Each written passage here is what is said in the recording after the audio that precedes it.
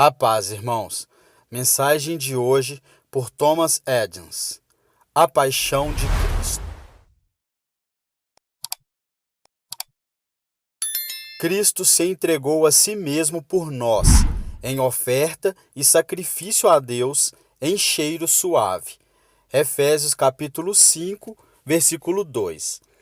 Esta última parte do versículo é um claro e vívido crucifixo, talhado pela mão do mais primoroso escultor, não para maravilhar nossas aparências corporais com um pedaço de madeira, cobre ou pedra, minuciosamente gravado para o aumento de uma devoção carnal, mas para apresentar ao olho de nossa consciência a penosa paixão e graciosa compaixão de nosso Salvador Jesus Cristo, que entregou a si mesmo por nós. Este crucifixo apresenta ao olho da nossa consciência 7 consideráveis circunstâncias. Os pontos estão para o nosso sermão como o caminho de Betânia para Jerusalém, aquele que entrega, o que é entregue, entrega a quem, para quem, por quem, a maneira da entrega e o efeito da dádiva. Primeiro, quem? A pessoa que entrega é Cristo. A qualidade de sua pessoa altamente recomenda o seu superabundante amor por nós. Ascensão. Nós ascenderemos a esta consideração por 4 degraus ou níveis e desceremos por 4 outros. Em ambos, indo acima e abaixo, nós perceberemos o admirável amor do doador. Primeiro, nós o consideraremos como um homem. Eis aqui o homem. João capítulo 19, versículo 5, disse Pilatos. Nós podemos permanecer e nos admirar em seu mais baixo degrau, que um homem possa entregar a si mesmo por outro homem, porque apenas alguém morrerá por um justo. Romanos capítulo 5, versículo 7. Mas este homem deu a si mesmo por homens injustos, para morrer não uma comum, mas uma penosa morte, expondo a si mesmo à ira de Deus e à tirania de homens e demônios. Deveria apiedar os nossos corações por ver um pobre animal mudo tão aterrorizado, quanto mais o homem, a imagem de Deus. Segundo, o segundo degrau de sua entrega, um homem inocente. Pilatos poderia dizer: eis que, examinando-o, nenhuma culpa acho neste homem. Não, nem mesmo Herodes. Não, nem o diabo, que poderia ter dito certo contentamento com uma tal vantagem. Assim, a esposa de Pilatos enviou ao seu marido a palavra: não entres na questão deste justo. Mateus capítulo 27, versículo 19. Assim, a pessoa não é apenas um homem, mas também um homem justo que entregou a si mesmo para suportar tais horrores por nós. Se nós nos apiedamos da morte de malfeitores, como deveria ser a nossa compaixão para com o inocente? Terceiro, no terceiro degrau, ele não é apenas um homem e um bom homem, mas também um grande homem, um descendente da realeza dos antigos patriarcas e reis de Judá. Pilatos escrevera seu título e dele disse: o que escrevi, escrevi, e não alterou. E qual era aquele? Jesus Nazareno, o rei dos judeus. João capítulo 19, versículo 19. Agora, como é a pessoa, assim é a paixão. Quanto mais nobre doador, mais excelente a dádiva. Aquele tão grande rei sofreria tal desprezo e descrédito a serem lançados sobre ele, quando a menor parte de sua desgraça teria sido muito para um homem de condição inferior. Aquele homem, um bom homem, um grande homem, sofreu tal calúnia, tal calamidade por nossa causa, aqui há um incomparável, um inefável amor. Quarto, isto é suficiente, mas não é tudo.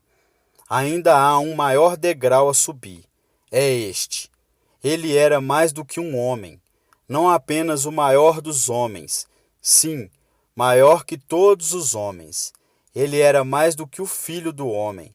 Ele era o próprio Filho de Deus, como o centurião reconheceu. Verdadeiramente, este homem era filho de Deus. Marcos capítulo 15, versículo 39. Aqui estão todos os 4 degraus para cima. Um homem inocente, um homem principesco e ainda mais do que um homem, o próprio Deus. Salomão foi um grande rei, mas aqui está alguém maior do que Salomão. Salomão foi Christus Domini, mas aqui está Christus Dominius. Aquele era o ungido do Senhor, mas este é o Senhor, ele mesmo, ungido. E aqui todas as línguas silenciam, e a admiração cela cada lábio. Este é um profundo som fora do alcance. Você pode, talvez, solenemente ouvir isto e ser afetado friamente pelo mesmo. Mas, deixe-me lhe dizer, principados e potestades, anjos e serafins ficam maravilhados diante disto. B. Descida. Nós vemos a ascensão. Deveremos nos trazer abaixo novamente estas considerações por tantos degraus? Primeiro, considerem-no, Deus Todo-Poderoso, tomando sobre si a natureza humana. Este é o primeiro degrau de descida. E o Verbo se fez carne e habitou entre nós. João capítulo 1, versículo 14. E Deus enviou seu Filho, nascido de mulher. Gálatas capítulo 4, versículo 4. Isto foi feito por revestir-se de nossa natureza, não por retirar a sua própria. A humanidade é unida à divindade, mas a divindade não é desassociada de si mesma. Ela é tanto Deus quanto homem, ainda assim, apenas um Cristo, não por confusão de substância, mas por unidade de pessoa. Agora, nisto, este eterno Deus tornou-se homem. Ele sofreu mais do que um homem pode sofrer, seja vivendo ou morrendo. Que o homem pudesse ter se tornado em um animal, em um verme, em pó, em nada, não é tão grande depreciação quanto que o Deus glorioso pudesse se tornar em homem. Ele não teve por usurpação ser igual a Deus, fazendo-se semelhante aos homens. Filipenses capítulo 2, versículos 6 e 7. Ele herdou mais excelente nome do que os anjos, por tornar-se menor do que os anjos. Hebreus capítulo 1, versículo 4. Mesmo o resplendor da glória de Deus assume nele a baixeza de nossa natureza. E aquele que estabeleceu os fundamentos da terra e fez o mundo, está agora no mundo feito por ele mesmo. Este é o primeiro degrau de descida. Segundo, o segundo degrau o conduz ainda mais baixo. Ele é feito homem. Mas que homem? Deixe-nos ser o monarca universal do mundo e ter a fidelidade e reverência devidas a ele por todos os reis e imperadores, como seus vices-reis. Deixe-no andar com coroas e cetros, e deixem príncipes comparecerem em sua corte. E desta haveria algumas majestades que podia, minimamente, ser rendida ao Filho de Deus. Não semelhante conteúdo. Ele tomou sobre si a forma de servo. Filipenses capítulo 2, versículo 7. Ele nos instruiu à humildade por seu próprio exemplo. Bem como o Filho do Homem não veio para ser servido, mas para servir. Mateus capítulo 20, versículo 28. Ó Israel, mas me deste trabalho com os teus pecados. Isaías capítulo 43, versículo 24. Ele entregou a si mesmo como servo, não como um mestre. Aquele que é filho de Deus é feito servo do homem. Orgulhosamente, cego e cegamente miserável homem, que tu possas ter tal servo como filho do teu Criador. Este é o segundo degrau de descida. Terceiro, isto ainda não é baixo o suficiente, mas eu sou verme e não homem. Salmo capítulo 22, versículo 6. Disse o salmista sobre sua pessoa, Sim, a vergonha dos homens e desprezado do povo. Ele é chamado de o Rei da Glória. Levantai-vos, ó entradas eternas, e entrará o Rei da Glória. Salmos capítulo 24, versículo 7. Mas Isaías diz: era desprezado e o mais rejeitado entre os homens. Era desprezado, e não fizemos dele caso algum. Isaías capítulo 53, versículo 3. Ó, a piedade de Deus que aqueles dois pudessem vir tão próximos conjuntamente. O Rei da Glória e o desprezado dos homens, a mais nobre majestade, a mais amorável humildade. Assim diz o apóstolo, Cristo esvaziou-se a si mesmo. Filipenses capítulo 2, versículo 7. Ele que merece toda a honra como apropriadamente devida, e contudo, ele fez a si mesmo não de pouca, mas de nenhuma reputação. Aqui havia desalento, sim, aqui havia rejeição. Deixe-nos ser colocado em seu pobre berço. Os belemitas o rejeitaram. A manjedoura deve servir. Não havia nenhum quarto para ele na hospedaria. Sim, veio para o que era seu, e os seus não o receberam. João capítulo 1, versículo 11. Todo o Israel é muito hostil para com ele.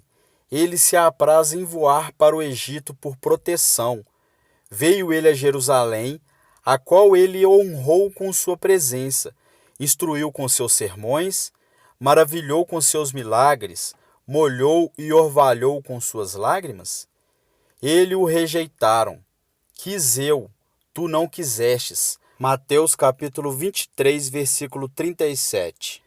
Veio ele à sua parentela, eles o ridicularizaram e difamaram, como se eles estivessem com vergonha de sua aliança.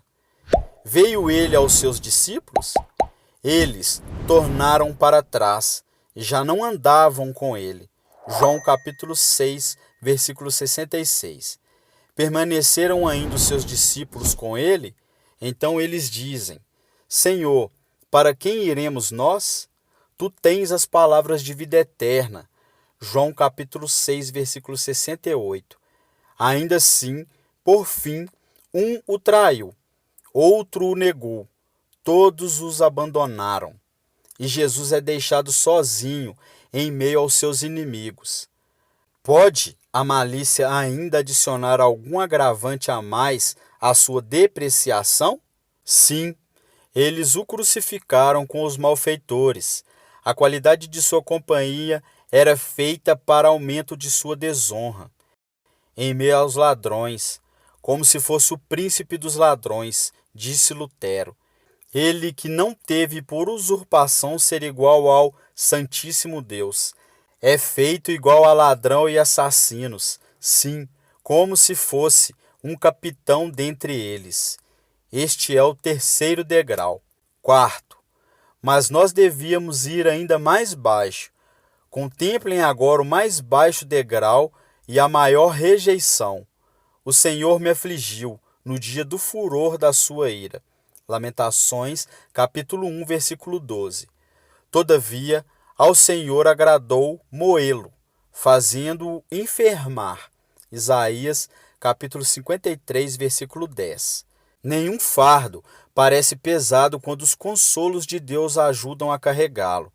Quando Deus dá consolo, a vergonha produz e opera apenas ataques inúteis.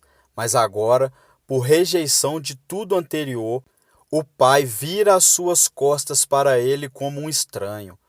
O Pai fere como um inimigo. Jesus brada: Deus meu, por que me desamparastes? Salmos capítulo 22, versículo 1. Como pôde o sol e as estrelas, céu e terra, permanecerem enquanto o seu Criador assim queixasse? O degrau anterior era profundo. Ele foi crucificado com iníquos, contando entre os ímpios. Mesmo os ladrões tiveram uma morte melhor do que a dele. Nós não encontramos zombaria, nem insultos, nem provocações, nem ofensas contra eles. Eles não tinham nada sobre si, senão a dor. Ele teve tanto desprezo quanto o tormento também. Se desprezo e escárnio podem maltratar sua boa alma, ele devera tê-lo em estrondos de artilharia atirados contra ele. Mesmo os mais vil inimigo admitirá isto. Judeus, soldados, perseguidores, sim, padecentes malfeitores, não poupam escarnecer dele. Seu sangue não pode satisfazê-lo sem sua reprovação. Os discípulos são apenas homens fracos, os judeus apenas cruéis perseguidores, os demônios apenas inimigos maliciosos. Todos estes fazem apenas o seu tipo.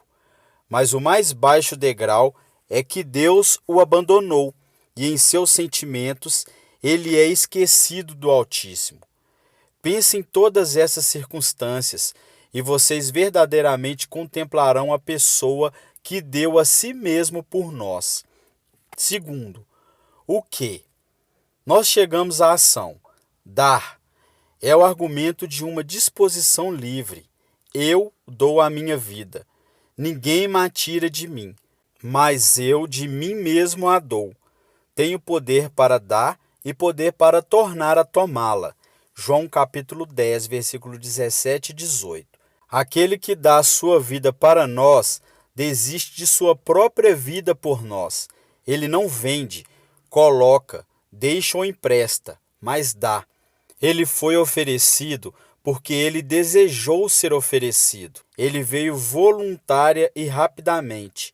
Nenhuma resistência humana poderia impedi-lo, nem os cômoros das nossas menores enfermidades, nem as montanhas das nossas mais grosseiras iniquidades poderiam parar a sua misericordiosa marcha em nossa direção. Ele deu a sua vida. Quem poderia privá-lo disto? Para todas as forças armadas do sumo sacerdote, ele oferece apenas um confronto verbal. Eu sou. João capítulo 18, versículos 5 e 6. E elas se retiram e recuam. Sua própria respiração dispersou a todos eles.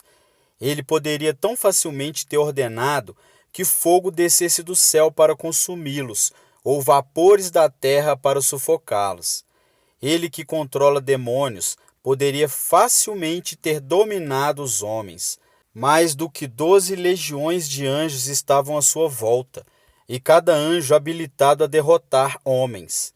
Ele dá a seus inimigos a permissão para tomá-lo.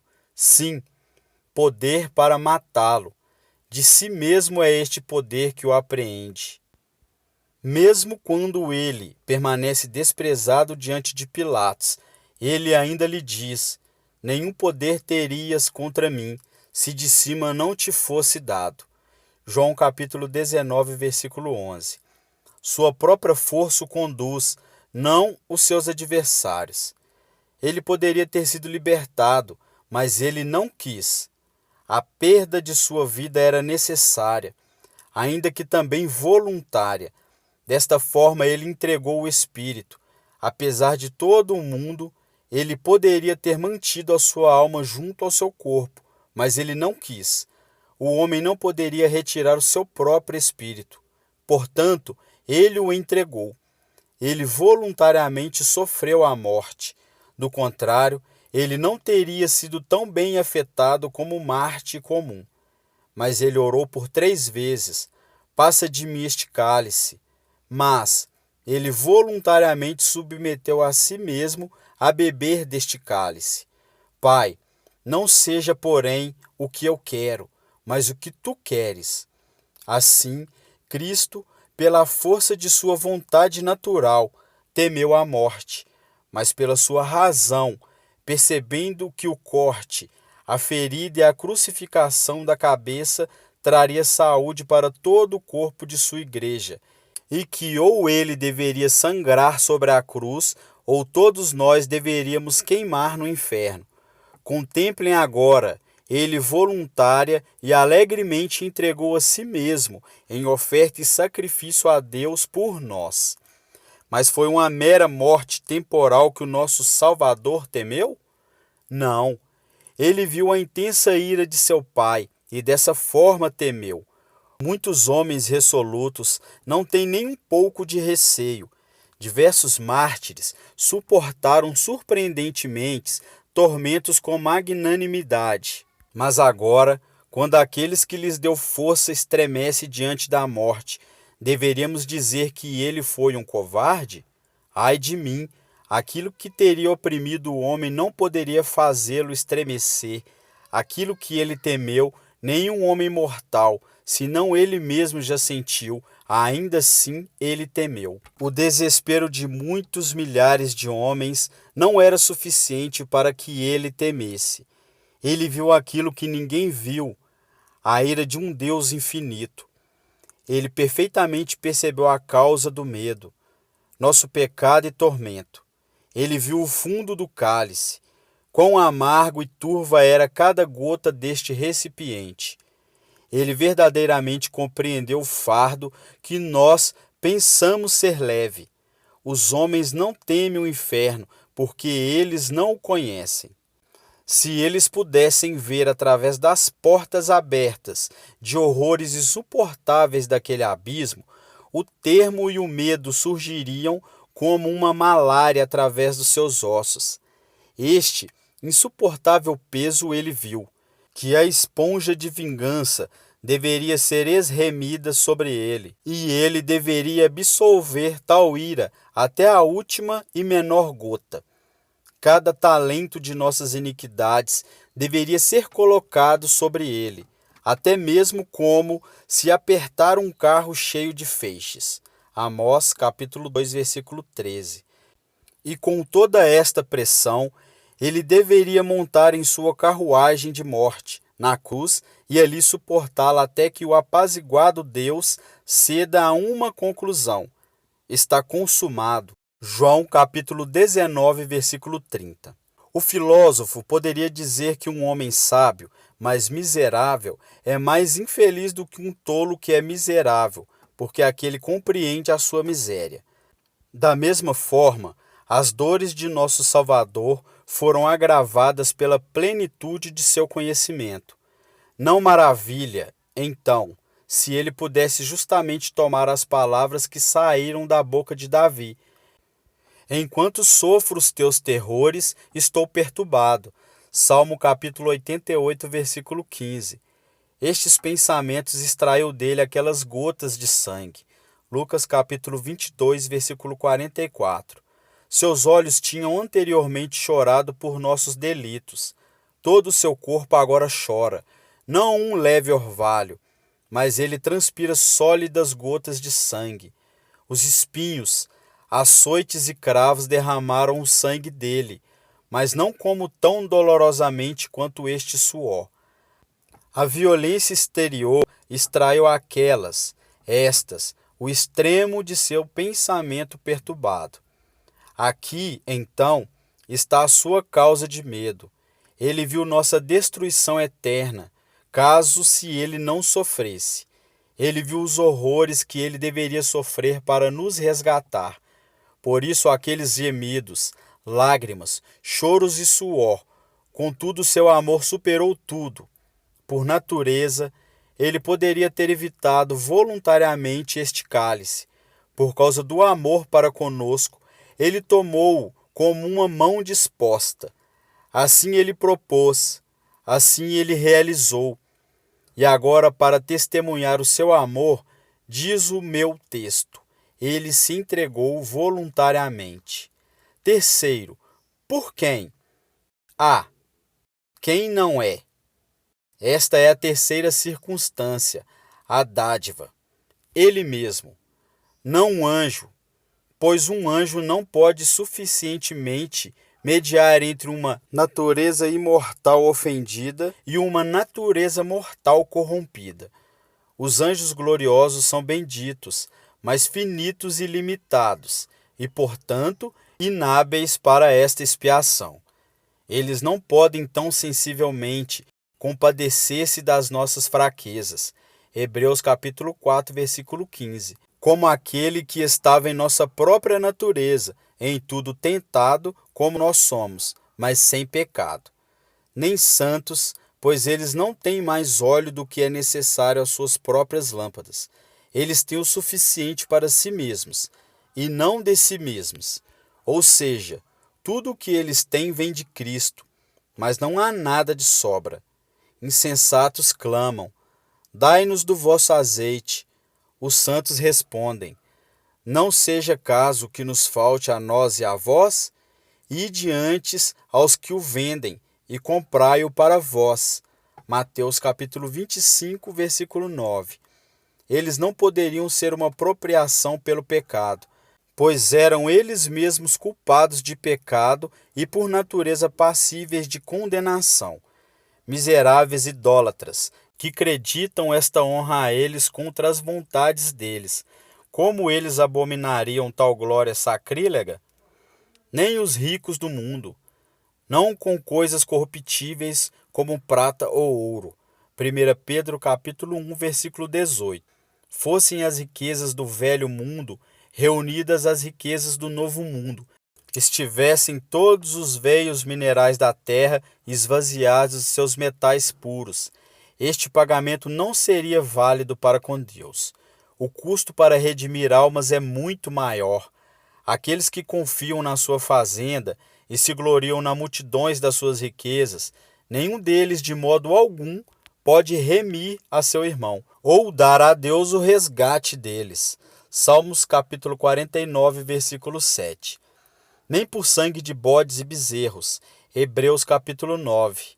Ai, aqueles sacrifícios da lei eram apenas demonstrações embotadas, as meras figuras desta oblação, misticamente apresentando a sua fé no Cordeiro de Deus que tira o pecado do mundo. João capítulo 1, versículo 29. Este Cordeiro foi prefigurado nos sacrifícios da lei e agora apresentado nas ordenanças do Evangelho. Tem sido morto, de fato, desde o princípio do mundo. Quem tinha o poder de nos beneficiar antes que ele fosse ele mesmo um ser humano? Nenhum destes serviram. Quem entregou a ele então? Ele mesmo, aquele que era tanto Deus quanto homem, que assim participando de ambas as naturezas, nossa mortalidade e imortalidade de Deus, ele pode ser um perfeito mediador. Ele esteve entre os homens mortais e o Deus imortal, mortal como os homens e justo como Deus. Como homem ele sofreu, como Deus ele satisfez, como Deus e homem ele salvou. Ele entregou a si mesmo, ele mesmo totalmente e ele mesmo somente. B. Ele mesmo totalmente, ele mesmo toda a sua pessoa, alma e corpo, divindade e humanidade. Embora a divindade não pudesse sofrer, ainda assim, em relação à união pessoal das duas naturezas em um Cristo, a sua própria paixão é atribuída de alguma maneira à divindade. Por isso, é chamado de sangue de Deus, Atos capítulo 20, versículo 28, e o Senhor da glória é dito ser crucificado, 1 Coríntios capítulo 2, versículo 8. Uma distinção escolar nos ajuda a entender isso. Ele entregou todo o Cristo, embora não tudo de Cristo. Como Deus apenas ele não poderia, e como homem apenas ele também não poderia fazer essa satisfação por nós. A deidade é impassível. Ainda assim, seria impossível, sem esta deidade, que a grande obra de nossa salvação fosse realizada. Se alguém perguntar como a humanidade sofreria sem violência à divindade, mesmo estando unidas em uma única pessoa, permita-o compreender isto através de uma comparação familiar. Os raios de sol brilham sobre uma árvore. O machado corta a árvore, e ainda assim não pode ferir os raios do sol. Desta forma, a divindade ainda permanece ilesa, apesar de o machado da morte ter cortado a humanidade. Seu corpo sofreu ambos, o sofrimento e a espada. Sua alma sofreu tristeza, e não a espada. Sua deidade não sofreu nem tristeza, nem a espada. A divindade estava na pessoa aflita, ainda que não em dor. C. ele mesmo somente. Ele entregou a si mesmo somente, sem companheiro ou consolador. Primeiro, se um companheiro que pudesse compartilhar ou a sua glória ou os nossos agradecimentos, ambos pelos quais ele é justamente zeloso. O sofrimento do nosso Salvador não necessitam de ajuda. Não. O sangue de Jesus Cristo, seu Filho, nos purifica de todo o pecado. 1 João capítulo 1, versículo 7. Seu sangue e somente seu. Ó bendito Salvador, cada gota de teu sangue é capaz de resgatar um mundo de crente. E então, será preciso a ajuda de homens? Como seria Cristo o Salvador perfeito se qualquer ato de nossa redenção fosse deixado para o desempenho de um santo ou de um anjo? Não. As nossas almas perecerão caso o sangue de Jesus não possa salvá-las. E seja qual for o erro espirituoso que possa disputar pelos méritos dos santos, a consciência angustiada brada: Cristo, e ninguém senão Cristo. Cristo, e Cristo somente. Jesus e apenas Jesus. Misericórdia, misericórdia, perdão, consolo, por causa de nosso Salvador. E em nenhum outro há salvação, porque também debaixo do céu nenhum outro nome há dado entre os homens, pelo qual devemos ser salvos. Atos capítulo 4, versículo 12. Segundo, sem um consolador. Ele estava tão longe de ter um coparticipante de sua paixão, que ele não tinha ninguém por compaixão de alguma maneira pudesse aliviar suas dores. A compaixão é apenas um pobre consolo da calamidade. Ainda assim, mesmo aquela estava ausente. Não vos comove isto a todos vós que passais pelo caminho? Lamentações capítulo 1, versículo 12. É tão doloroso o sofrimento para Cristo e não é nada para você? É a sua piedade um assunto não merecedor de sua recompensa? Um homem naturalmente deseja e espera a facilidade. Se ele não pode ser liberto, ainda ele deseja ser compadecido. Compadeceis-vos de mim, amigos meus, compadecei-vos de mim, porque a mão de Deus me tocou. Jó, capítulo 19, versículo 21. Cristo poderia ter feito aquele pedido de Jó, mas em vão. Não havia ninguém para consolá-lo, ninguém para se compadecer dele. Isto é ainda uma pequena mistura de refrigério, a saber, se outros forem comovidos com um senso de nossa miséria em seus corações, e eles nos desejarem nosso bem e nos pudessem dar algum consolo. Mas Cristo não teve em seus mais pesarosos sofrimentos ninguém que lhe servisse de consolador. Os mártires lutaram corajosamente sob o estandarte de Cristo, porque ele estava com eles para confortá-los. Mas quando ele sofreu, nenhum alívio foi permitido. Os mais cruéis tormentos encontram algum alívio no suporte de amigos e consolos. Cristo, depois de seu singular combate com o diabo no deserto, teve anjos para assisti-lo. Em sua agonia no jardim, um anjo foi enviado para confortá-lo. Mas quando ele veio para o principal ato da nossa redenção, nenhum anjo foi visto. Nenhum daqueles espíritos gloriosos pôde olhar desde as janelas do céu para dar-lhe qualquer alívio. E se eles desejassem consolá-lo, eles não poderiam. Quem pode levantar se o Senhor lançar para baixo? Que cirurgião pode sarar os ossos que o Senhor tem quebrado? Embora sua mãe e outros amigos estivessem perto, vendo, suspirando, chorando. Ai, o que fizeram aquelas lágrimas se não aumentar o seu sofrimento? De quem então ele deve esperar consolo? Dos seus apóstolos? Ai, eles fugiram. Recear o seu próprio perigo abafou a sua compaixão quanto à sua miséria. Ele poderia dizer como Jó: todos vós sois consoladores molestos. Jó capítulo 16, versículo 2. De quem então? Os judeus eram seus inimigos. e rivalizavam com os demônios em impiedade. Não, mesmo o Pai está irado. E aquele que uma vez disse: Este é o meu Filho amado, em quem me comprazo. Mateus capítulo 3, versículo 17, agora está furioso. Ele esconde o seu rosto de Cristo, mas coloca sua pesada mão sobre ele e o esbofeteia com angústia. Assim, Cristo entregou a si mesmo, e somente a si mesmo, pela nossa redenção. Quarto, para quem? Para Deus, e esta é a quarta circunstância. A quem ele deve oferecer este sacrifício de expiação, senão para aquele que foi ofendido? E este é Deus. Contra ti somente pequei, e fiz o que é mal à tua vista. Salmos capítulo 51, versículo 4. Pai, pequei contra o céu e perante ti. Lucas 15, versículo 21. Todos os pecados são cometidos contra ele. Sua justiça está descontente e deve ser satisfeita. Com o que e com quem Deus está irado? Com pecados e conosco pelo pecado.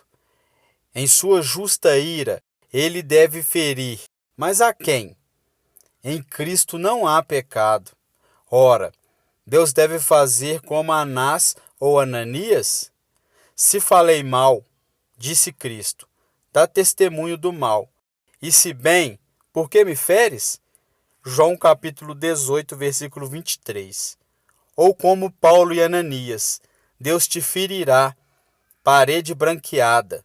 Tu estás aqui assentado para julgar-me conforme a lei, e contra a lei me mandas ferir? Atos capítulo 23, versículo 3. Semelhantemente, Abraão suplicou a Deus: não faria justiça o juiz de toda a terra? Gênesis capítulo 18, versículo 25. Especialmente justiça ao seu filho, aquele filho que o glorificou na terra e a quem ele tem agora glorificado no céu. Nós devemos buscar a resposta a partir da profecia de Daniel. Será cortado o Messias, mas não para si mesmo. Daniel capítulo 9, versículo 26. Não para si mesmo? Para quem então? Para a solução disto, devemos passar para o quinto ponto, e nós encontraremos para quem? Quinto, para nós, ele tomou sobre si mesmo a nossa pessoa. Ele tornou-se fiador por nós. E contemple. Agora, a conduta da justiça pode proceder contra ele. Aquele que se tornou um fiador e tomará sobre si a dívida, deverá ser capaz de pagá-la. Assim, este cordeiro inocente deve ser feito um sacrifício. Aquele que não conheceu o pecado, o fez pecado por nós, para que nele fôssemos feitos justiça de Deus. 2 Coríntios capítulo 5, versículo 22. 7 vezes, em 3 versículos, a promessa de Isaías apregoa isto. Nós, nossos, nós. Isaías capítulo 53, versículo 4 a 6. Nós todos éramos enfermos, gravemente enfermos. Cada pecado era uma doença mortal. Ele tomou sobre si as nossas enfermidades, disse o profeta. Ele foi o nosso médico, um grande médico. Todo mundo estava enfermo de morte e, portanto, precisava de um poderoso médico. Então, ele foi, e ele tomou uma estranha conduta para nossa cura, a qual não foi dando-nos remédio, mas tomando o nosso remédio por nós. Outros pacientes tomam a porção prescrita, mas nosso médico bebeu a porção ele mesmo, e assim nos recuperou. Ele que não tinha motivo para sofrer por ele mesmo, sofreu por mim. Ó Senhor Jesus, tu sofrestes não as tuas próprias, mas as minhas feridas. Tão monstruosos eram os nossos pecados, que a mão da justiça eterna estava pronta a nos atacar com um golpe mortal.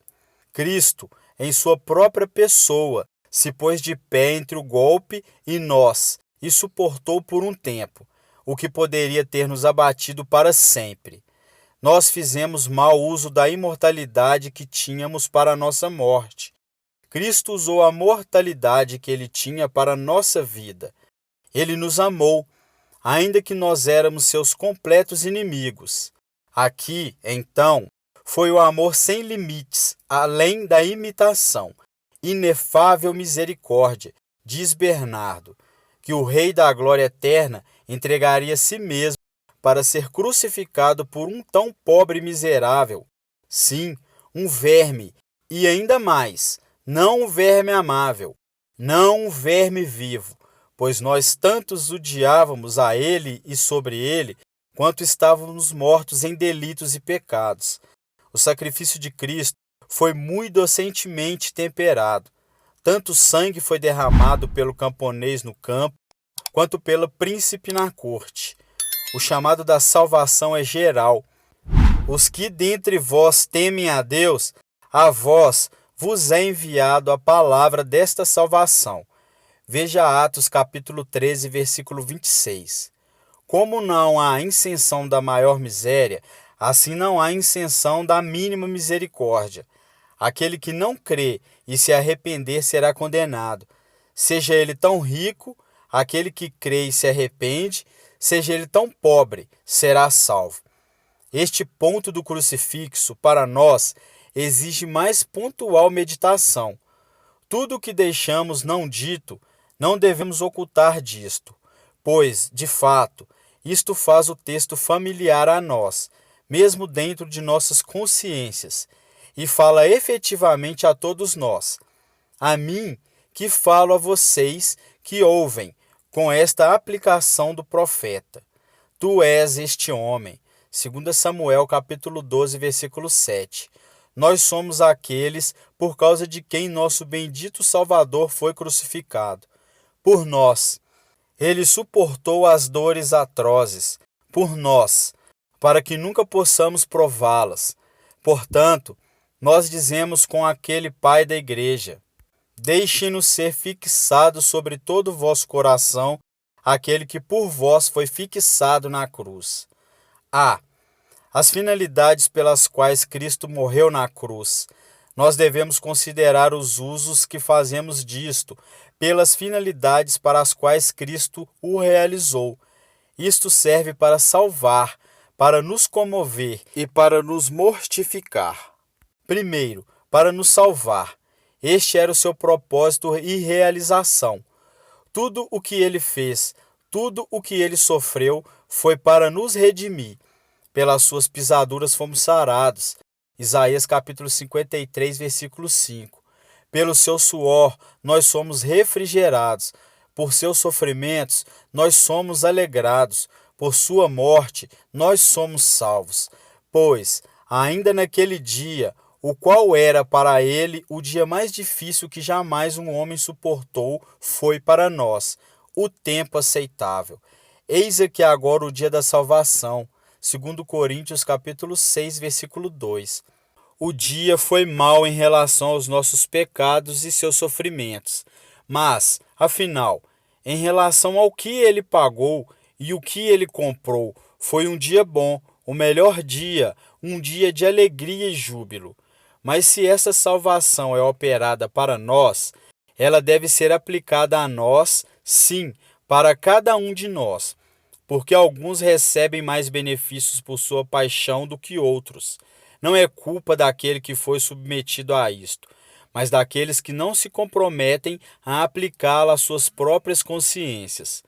Não devemos apenas acreditar na letra deste texto, mas deixe que cada um tome um punhado deste feixe e coloque-o em seu próprio seio, transformando-o para nós em para mim, como Paulo. Vida que agora vivo na carne, vivo-a pela fé do Filho de Deus, o qual me amou e se entregou a si mesmo por mim.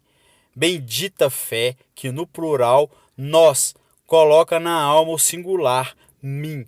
Cada um é rebelde, culpado e condenado pela lei suprema. A morte espera para nos prender e a condenação para nos receber. O que devemos fazer, se não orar, suplicar, implorar, clamar, até que possamos obter o nosso perdão selado no sangue de Jesus Cristo e cada um encontrar um seguro testemunho em sua própria alma de que Cristo se entregou por mim. Segundo, isso deve nos comover. Foi tudo isso feito por nós, e não devemos nos comover? Não vos comove isto? Atendei e vede, se há dor como a minha dor. Lamentações capítulo 1, versículo 12. Toda a sua agonia, seus brados, lágrimas, gemidos e dores foram por nós. Deve ele, então, sofrer por nós, e devemos nós não sofrer por nós mesmos? Por nós mesmos eu digo, não tanto por ele. Permita que sua paixão nos mova a compaixão, não por seus sofrimentos.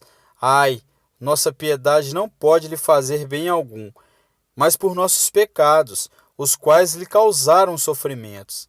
Filhas de Jerusalém, não choreis por mim, chorai antes por vós mesmas e por vossos filhos. Lucas capítulo 23, versículo 28. Por nós mesmos, não por seus sofrimentos que são passados, mas nossos próprios que deveriam ter sido, e, exceto se a nossa fé colocá-lo em nosso lugar, serão. Deve ele chorar por nós, e nós não lamentaremos? Deve ele beber tão profundamente por nós este cálice de sofrimento, e nós não devemos brindá-lo? Porventura a ira de Deus faz o filho bradar, e não devem tremer os servos por quem ele sofreu? Toda a criação parece sofrer com Cristo. Sol, terra, pedras, sepulcros, apenas o homem, por quem Cristo sofreu tudo, não sofrerá nada. Porventura sua paixão rasga o véu, despedaça as pedras, fende as rochas, sacode a terra, abre as sepulturas, e são os nossos corações mais duros do que aquelas criaturas insensíveis, para quem não possam ser comovidos? Porventura o céu e a terra, o sol e os elementos, sofrem com ele, e isto não é nada para nós? Nós, miseráveis homens que somos, éramos os principais culpados destes assassinatos de Cristo, enquanto Judas, Caifás, Pilatos, os soldados, os judeus, eram todos apenas os acessórios e as causas instrumentais. Podemos buscar transferir isso de nós mesmos e derivar este hediondo fato para os judeus, mas o executor não é quem propriamente matou o homem. Pecados, nossos pecados, eram os assassinos. De nós ele sofreu e para nós ele sofreu. Reúnam isto em vossos pensamentos e me digam se a sua paixão não tem motivo para nos comover. E ainda assim, os nossos corações estão tão endurecidos que nós não conseguimos suportar um sermão de 1 hora sobre este grande tema. Cristo esteve muitas horas morrendo por nós. Nós não conseguimos sentar 1 hora para ouvir sobre isto. Que nós deveríamos encontrar a falha no calor ou frio ao ouvir estes mistérios celestiais, quando ele suportou por nós tal calor, tal suor, tal agonia, que através da sua carne e pele ele suou gotas de sangue. Porventura ele chorou lágrimas de sangue, coagulado por nós, e nós não podemos chorar lágrimas de água por nós mesmos? Ai, como poderíamos morrer por ele? Como ele morreu por nós, quando estamos cansados de ouvir o que ele fez por nós? Terceiro, isso deve mortificar-nos. Cristo entregou a si mesmo à morte por nossos pecados, para que ele pudesse nos livrar da morte de nossos pecados. Ele veio não só para destruir o diabo, mas para destruir as obras do diabo. 1 João capítulo 3, versículo 8. Nem ele retira apenas do pecado o poder de nos condenar, mas também o poder que ele tinha de nos governar e reinar em nós. Romanos capítulo 6, versículos 6 e 12. Assim, como a morte de Cristo responde à justiça de Deus por nossos pecados, Assim devemos matar em nós a vontade de pecar. Cristo sofreu em todas as partes, para que em tudo nós possamos ser mortificados. Seus sofrimentos foram tão abundantes que os homens não podem saber o seu número, nem os anjos a sua natureza, nem os homens nem os anjos a sua medida.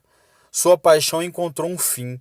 Nossas considerações não o conseguem. B. Seu sofrimento de todas as formas por nós, em todos os momentos, em todos os lugares, em todos os sentidos, em todos os membros, no corpo e alma também. Tudo por nós. Primeiro, em todos os momentos, em sua infância, pela pobreza e pela perseguição de Herodes, na força dos seus dias pelos poderes da terra, pelos poderes do inferno, sim, mesmo pelos poderes do céu. De dia, ele não tem comida, à noite, um travesseiro. Mesmo aquele santo período de grande Páscoa é destinado para a sua morte, quando eles matariam o Cordeiro Pascal em ação de graças. Eles matam o Cordeiro de Deus com impiedade. Eles admiram a sombra, ainda assim condenam a substância. Tudo por nós, para que todos os momentos possamos nos render consolo. Assim, o apóstolo docentemente diz: Ele morreu por nós, para que, quer vigiemos, quer durmamos, vivamos juntamente com Ele. 1 Tessalonicenses capítulo 5, versículo 10. Segundo, em todos os lugares, no berço por aquela raposa, Lucas capítulo 13, versículo 32. Nas ruas pelos maldizentes, no penhasco por aqueles que o teriam precipitados dali, no templo por aqueles que pegaram em pedras para lhe atirarem. João capítulo 8, versículo 59. Na sala do sumo sacerdote, pelos golpeadores, no jardim pelos traidores, no caminho ao carregar a sua cruz e, por fim, no Calvário, um vil e pútrido lugar, em meio aos ossos de malfeitores crucificados. Isso tudo por nós, para que em todos os lugares a misericórdia de Deus possa nos proteger. 3. Em todos os sentidos, para o seu paladar, eis, ele sofreu com fel e vinagre, um golpe amargo para um homem moribundo.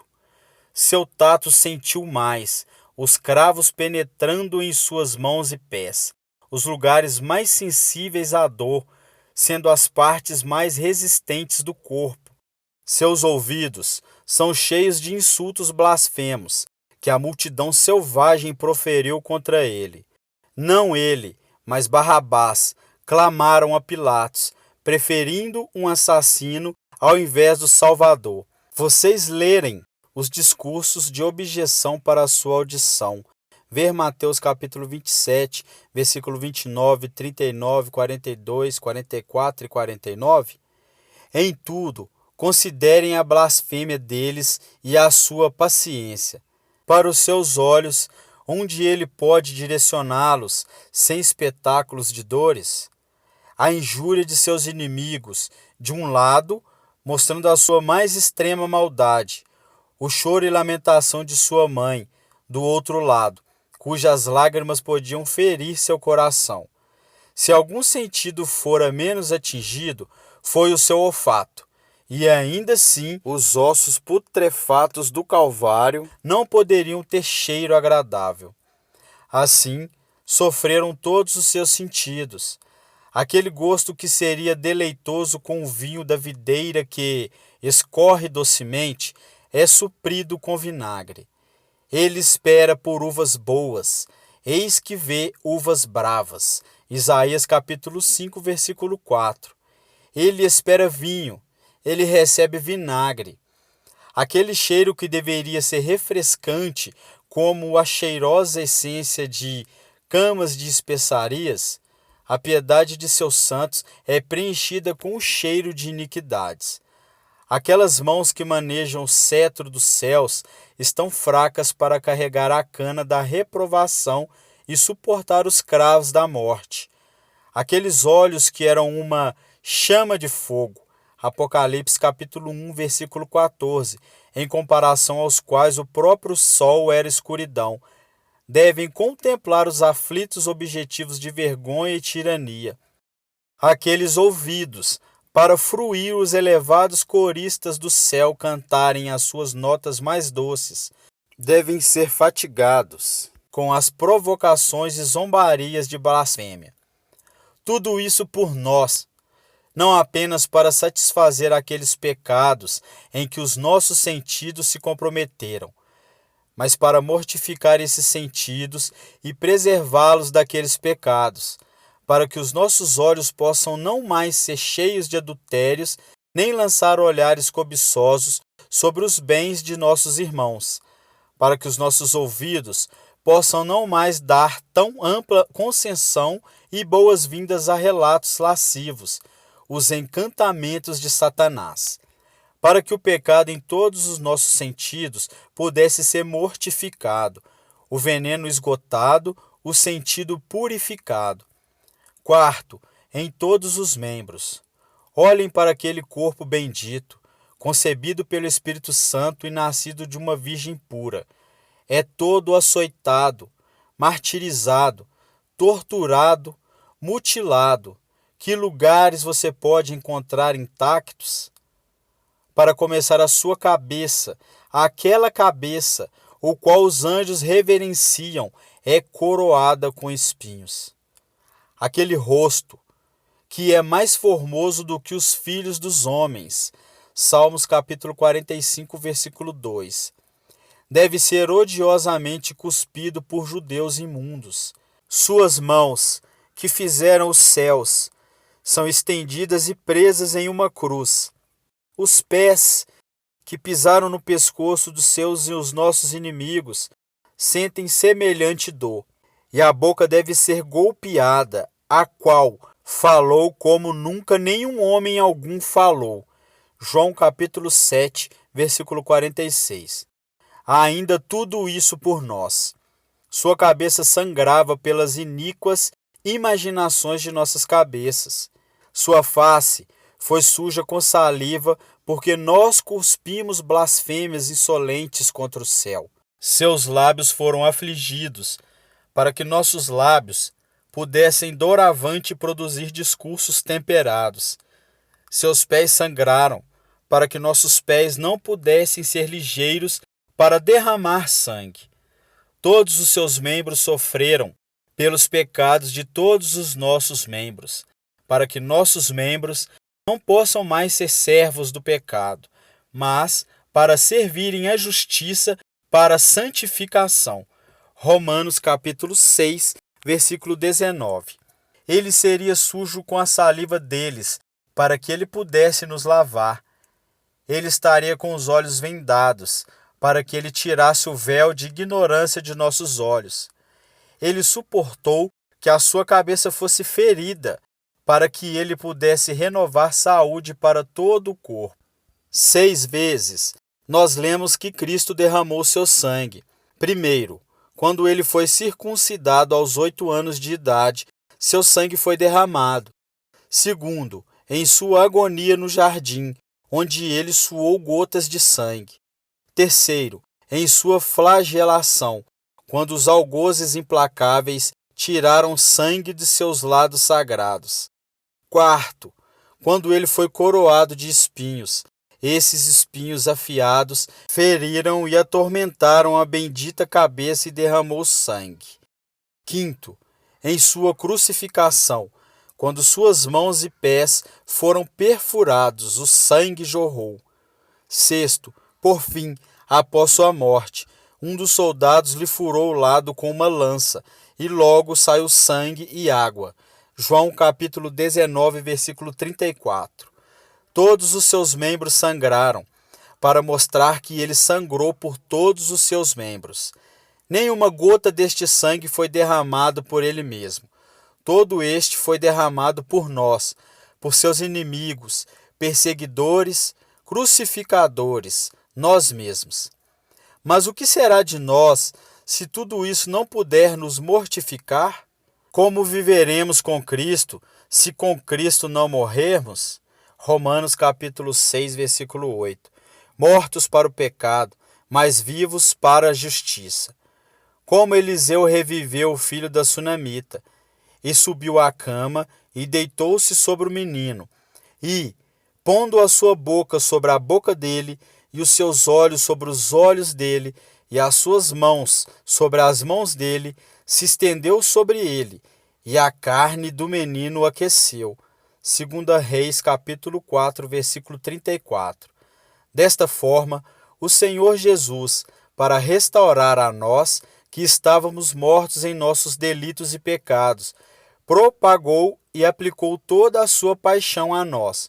Colocou sua boca de bênção sobre a nossa boca de blasfêmia, seus olhos de santidade sobre os nossos olhos de concupiscências, e suas mãos de misericórdia sobre nossas mãos de crueldade, e estende a sua graciosa pessoa sobre os nossos miseráveis eus, até que começamos a ficar aquecidos, a recuperar a vida, e o Espírito Santo entra dentro de nós. Quinto, em sua alma. Tudo isso foi apenas o exterior de sua paixão. Agora a minha alma está perturbada. E que direi eu? Pai, salva-me desta hora. Mas para isto vim a esta hora. João capítulo 12, versículo 27. A dor corporal é apenas um corpo de dor. A própria alma do sofrimento é o sofrimento da alma. Todas as aflições exteriores foram somente fisgadas em relação àquilo que a sua alma sofreu. O espírito do homem susterá a sua enfermidade, mas o espírito abatido, quem o suportará? Provérbios capítulo 18, versículo 14. Ele tinha um coração dentro deste sofrimento invisível, angústia desconhecida. Esta dor provocou aquele grande clamor, aquelas lágrimas amargas. Hebreus capítulo 5, versículo 7. Ele havia muitas vezes feito os clamores de compaixão, mas de paixão e queixa não até agora. Ele havia chorado lágrimas de piedade e lágrimas de amor, mas nunca antes lágrimas de angústia. Quando o Filho de Deus assim chora, aqui há mais do que o corpo angustiado, a alma está agonizante. Ainda assim, tudo isso era por nós. Sua alma estava no lugar de nossas almas. O que elas teriam sentido se estivessem no lugar dele? Tudo foi por nós, a satisfação, o benefício. Por tua embriaguez e queda por bebidas fortes, ele bebeu vinagre. Por tua imoderada glutonaria, ele jejuou. Por tua preguiça, ele exercitou a si mesmo em dores contínuas. Tu dormes seguro. Teu Salvador está, então, vigiando, observando, orando. Teus braços são acostumados a abraços lascivos, e por isso ele abraçou a rude cruz.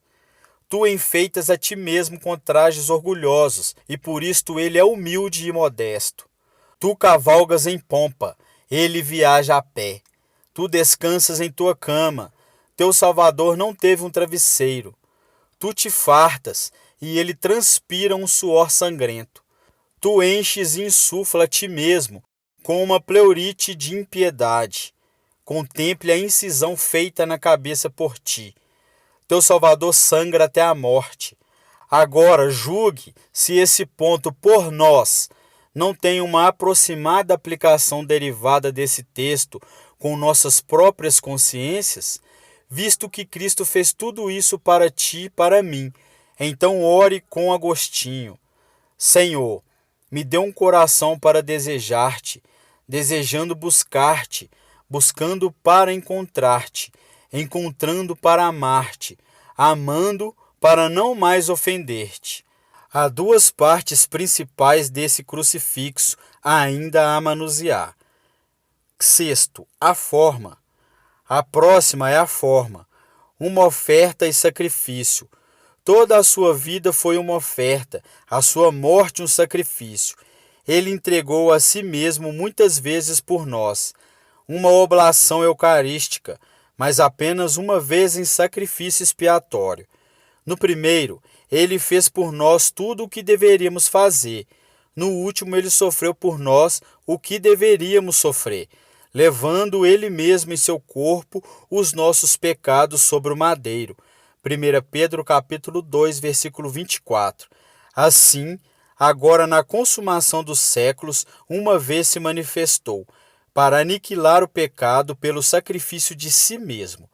Hebreus capítulo 9, versículo 26. Sétimo, o efeito. O último ponto é o efeito em um cheiro suave. Aqui está o fruto e eficácia de tudo. O Senhor nunca se agradou com um homem pecaminoso até aqui. Ele nunca fora tão irado. Aqui está a pacificação em cheiro suave. Nós deveríamos morrer, e tu pagastes por isso. Nós temos ofendido, e tu és punido.